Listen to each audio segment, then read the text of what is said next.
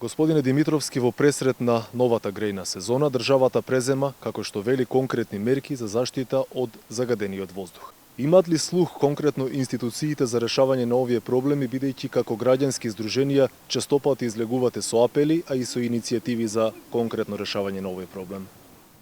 Самото загадување во нашиот град е една комплексна ситуација, каде што со некои брзи мерки не верувам дека ќе има некои ефекти. Колку што сум запознаен деновиве, владата има спремно краткорочни мерки, во делот со топловодни инсталации, во делот со гасификација, во делот со јавниот сообраќај. Според мене, јас како дел од зелените, и активиста и борец за животна средина, секогаш сум борец да секоја влада кога ќе дојде, да ги примени тие долгорочни мерки. Тие не се популарни мерки. Самата законска регулатива, имаме проблем во делувањето со сите загадувачи во градов, самите инспектори, самите инспекторати, на нив им се врзани раците. Сега јас сум малце поотворен во овие разговори, имаме многу ситуации каде што има доста, можам да кажам, и корумпираност. Многу пати ќе се фатат некои загадувачи, па тука следуваат, бил пријател на некој, бил роднина, па ќе се пушти, и тие неблагодарни работи каде што се случуваат, и со самото тоа се сите мерки што ќе се преземат, паѓаат во вода.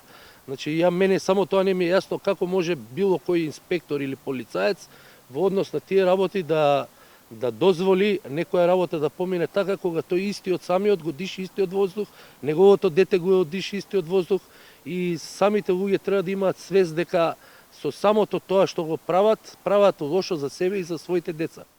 Конкретно, еве сега, заменикот за животна средина Јани Макрадули рече дека државата точно е дека ќе помогне во тој дел да се намали загадувањето, меѓутоа требало и граѓаните да бидат малку поедукативни и поедуцирани на некој начин и да не загадуваат, односно да не палат страништа како тоа што беше пример изминатиот период не само во Скопје, туку и во останатите градови.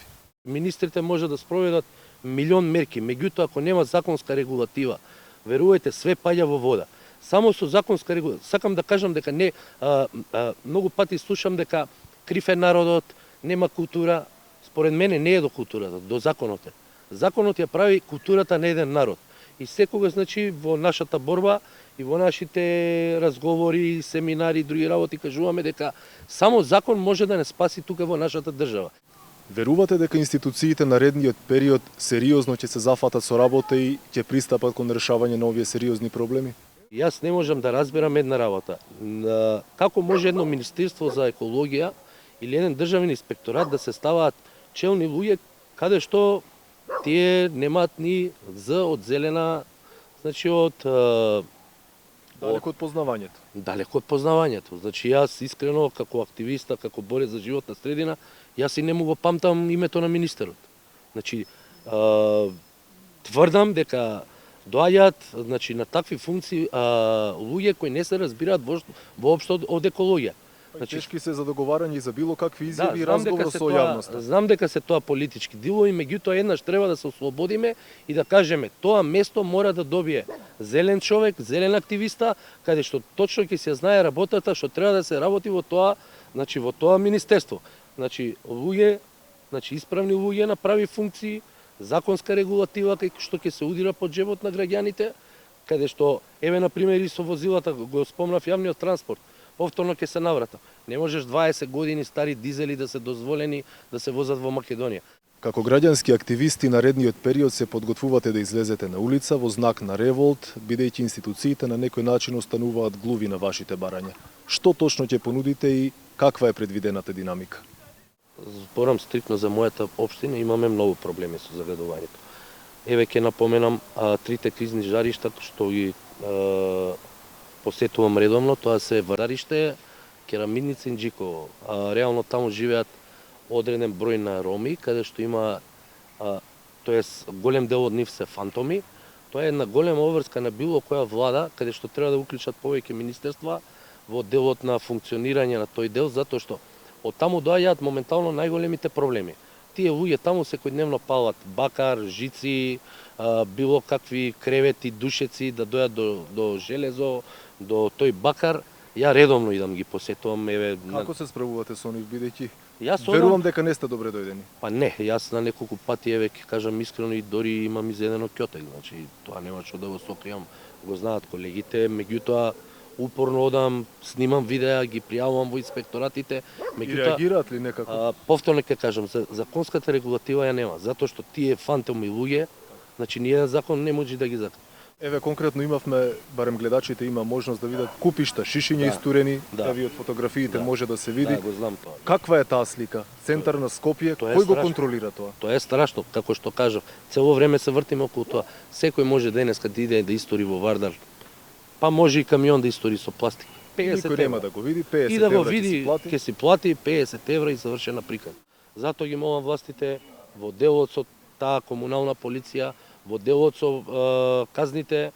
Јас мислам дека најважната работа ќе се заврши, како што кажав и претходно, значи не збориме за култура, збориме за закони. Има веќе 2-3 недели загадување од делот на Железара, јас како представник од Зелените присуствував таму, така да самите граѓани веќе се организираат само иницијативно и има, значи, се договорија, значи, да направат одбор и за недела-две, ако нема резултати, веќе ќе се организираат во протести. Како ги оценувате, кажете ми, изминатите протести кои беа во главниот град и колку граѓаните се заинтересирани и сакаат да дишат чист воздух? Па имаше една интересна ситуација пролета, Кристијан Озунов, мислам се викаше дечкото, граѓанско движење, значи за чист воздух, каде што буквално беше непартиски. Јас очекував да има од, значи, толкав град, ја очекував да има илјадници луѓе.